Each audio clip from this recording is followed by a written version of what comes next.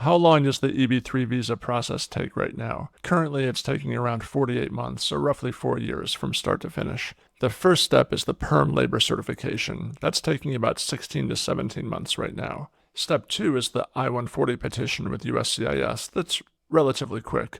USCIS can take about 9 months, but in many cases much faster. The final step, and really the biggest factor in the overall timeline, is the Visa Bulletin.